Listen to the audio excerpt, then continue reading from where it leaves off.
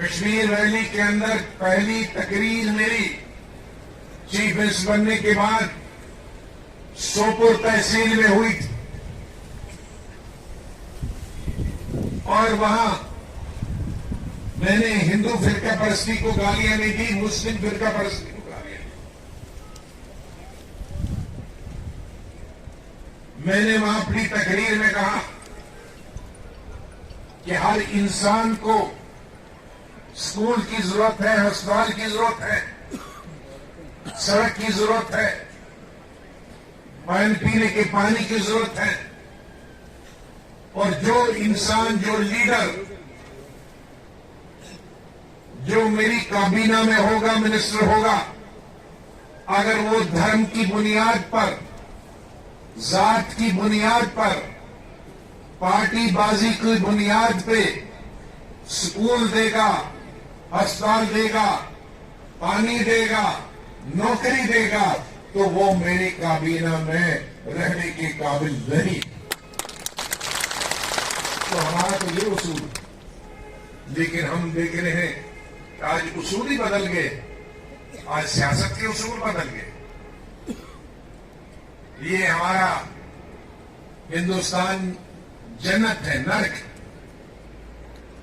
जो भी हुक्मरान आता है उसको उस नर्क को और अच्छा नर्क, ये स्वर्ग बनाने की कोशिश करनी चाहिए। लेकिन यहां तो कोशिश स्वर्ग को नर्क बनाने की कोशिश की जा रही है। यहां तो हिंदू को मुसलमान से लड़ाने की कोशिश की जा रही है। यहां तो फॉरवर्ड को बैकवर्ड से लड़ाने की कोशिश की जा रही है। यहां तो एक पार्टी को भूखा रहे और दूसरी पार्टी के पास पैसे रखने की जगह नहीं हो, ऐसा माहौल बनाया जाए। ये किस धर्म में लिखा है? एक मोहल्ले में, एक गांव में एक को के साथ आप इंसाफ करोगे क्योंकि वो एक पार्टी के साथ है, दूसरा आपकी विचारधारा को नहीं मानता है, इसलिए कोई काम नहीं मिलेगा, इसको नौकरी नहीं मिलेगी, इसको सड़क का काम नहीं मिलेगा, इसको रोजगार नहीं मिलेगी, इसको डॉक्टर। महात्मा गांधी ने नहीं देखा ये हिंदुस्तान का सपना पंडित जवाहरलाल नेहरू, सरदार पटेल, मौलाना आजाद ने नहीं देखा।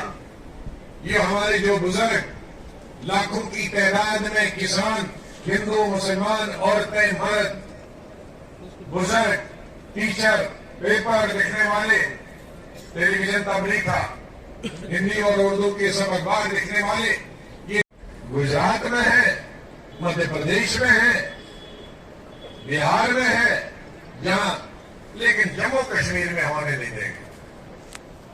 ये दो कानून कैसे हिंदुस्तान? मोदी साहब तो बातें हैं, बोलते हैं एक कानून, लेकिन जम्मू कश्मीर के लिए वो क्यों कानून में हिंदुस्तान का नाम? ये बहुत अफसोस की बात है। इसके लिए हमारी जद्दोजहद जारी रहेगी।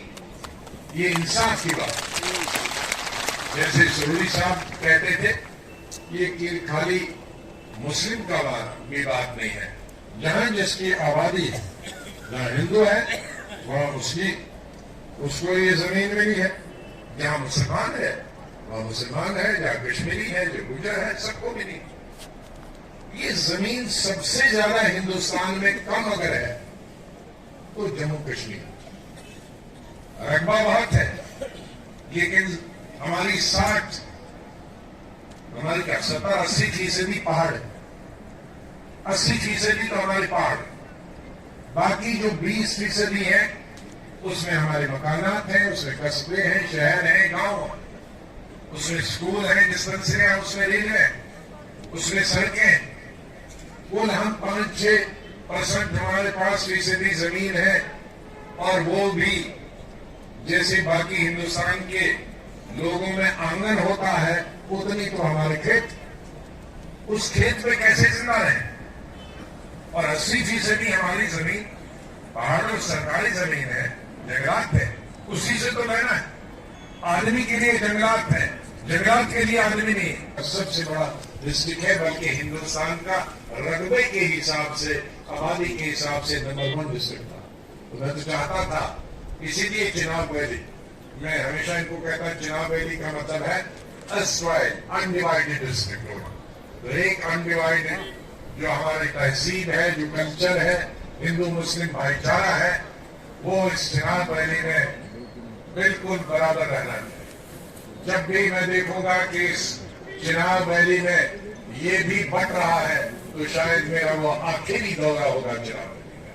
मैं नहीं चाहता हूं कि यहाँ हमारे भाई बहने, जिनको हमें मालूम भी नहीं आज हम कितनी हमारी हिंदू माएँ हैं, हमारे दोस्तों की, जिनको हम माँ कहते हैं, बहन कहते हैं, दीदी बोलते हैं, बच्ची बोलते हैं, बेटा बोलते हैं, तो ये बैठना है, एक ही दरिया का पानी पीना है, एक ही बावली का पानी पीना है, एक ही चश्मे का पानी पीना है, एक ही खेत का ये बना हुआ अनाज पैदा करना है, एक ही घाट से पी सकना क्या है। तो हम कौन होते हैं कि जो अल्लाह के, भगवान के, जिसकी हम चाहे पूजा करें, मंदिर में, मस्जिद में, गुरुद्वारे में, हम कौन होते हैं बांटने वाले?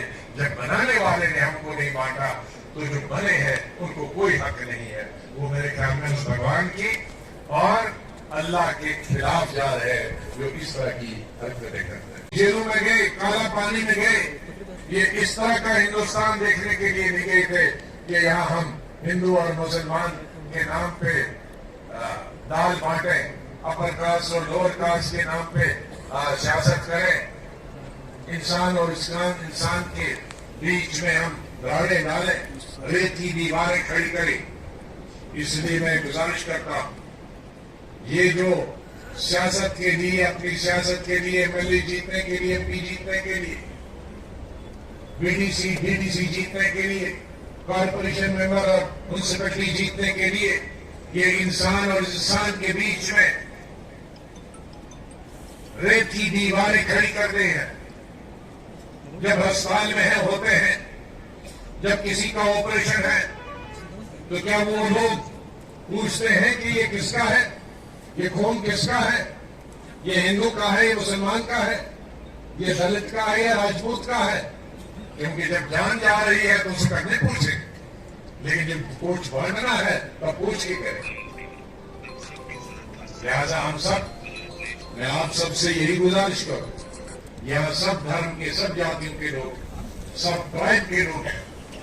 मुझे फख्र है कि इस डिस्ट्रिक्ट डोडा में हम हमेशा मिलजुल के रहे, लेकिन इसको भी बांटा जा रहा है। कॉन्स्टिट्यूंसी ये इधर वाला, कॉन्स्टिट्यूंसी उधर रखो, इधर वाला। अरे आज तक तो हम सब मिलके जो एक दूसरे को वोट देते, हमने तो कभी हम धर्म के नाम पर जब मैं एमएलए उठा तब से भी ज्यादा वोट यही मिले, लेकिन मुसलमानों ने थोड़ी दी। मुसलमानों ने जितने दिए उतने ही हिंदुओं ने भी दिए। मैं पार्लियामेंट का लोकसभा का इलेक्शन लड़ा, चुनाव वैली में वो हिंदू हो, राजपूत हो, ब्राह्मण हो, दलित हो, मुसलमान हो, गुजर हो, नॉन गुजर हो, पहाड़ का हो, कस्बे का हो, सबने डट के वोट दिए। मैं चाहता हूं ऐसा ही पूरा हिंदुस्तान बने, जैसा ये हमारा डिस्ट्रिक्ट डोडा है। या हम दुनिया और हमें डिस्ट्रिक्ट डोडा के चुनाव वैली के हम उसके 3 हिस्से, मुझे अच्छा तो नहीं लगता था चुनाव वैली को बांटने में, लेकिन लोगों को बड़ी तकलीफ होती, दूर दूर और तरक्की भी नहीं होती। उससे ये फायदा हुआ कि बहुत सारी डिस्ट्रिक्ट बने, हर डिस्ट्रिक्ट पे हर जिले एसपी ऑफिस बने, तहसील एजुकेशन ऑफिसर बने, पीडब्ल्यूडी के ऑफिस बने, इरिगेशन के ऑफिस बने और सोशल वेलफेयर के ऑफिस बने, तो लोगों को डिस्ट्रिक्ट तक पहुंचना आसान हो गया। वरना एक फख्र था डिस्ट्रिक्ट डोडा के भाई स्टेट तक। आज फिर से ये मिशन स्टार्ट हुआ है, जो जिस टाइम भी इलेक्शन हो जाएगा, आज मुझे उम्मीद है कि वकार रसूल साहब फिर से यहाँ से एमएलए चुनकर आएगा और यही गुलाम नबी आजाद अपने कलम से इसको कैबिनेट मिनिस्टर भी बनाएगा। और तब ये बनहाल वालों की शान होगी जब आप जुड़कर एक साथ चलकर गुलाम नबी आजाद साहब के मिशन को कामयाब बनाओगे। मेरे अल्फाज भी कम पड़ते हैं गुलाम नबी आजाद साहब के नाम पे, गुलाम नबी आजाद साहब के काम पे। मैं यही कहूंगा, लास्ट में एक बात आपको कहूंगा, समझदार सारे बैठे हैं यहाँ पर। हमें तो अपनों ने लूटा, गैरों में कहाँ दम था, मेरी किश्ती डूबी वहां जहां पानी कम था। अमुक वो समझन लुटाई पन्ने फिरोनो यम अपारिश में यम तारश वनन यम वजुल छु नेरन है यम सबल छु नेरन है बखुदा छु तिमो हित खोद खतरनाक यमन तिम छी तिमन कुछ त्रायत वोट फजूल तुन नाव हम छ में बासन पानस तौहीद करो बशो वनन इनायत रथ मैंने कॉन्स्टिट्यूंसी मज डीडीसी इलेक्शन में 3 वोट निमित गटपन गमित कस्ता बानहालस मशन कथी तो छोड़ो, उनका नाम ही लेना पाप है। तो मैं समझता हूं जो हमें जिन्होंने हमें लूटा है उनके चालों को देखकर चलो और अपनी चाल यहां से चलो।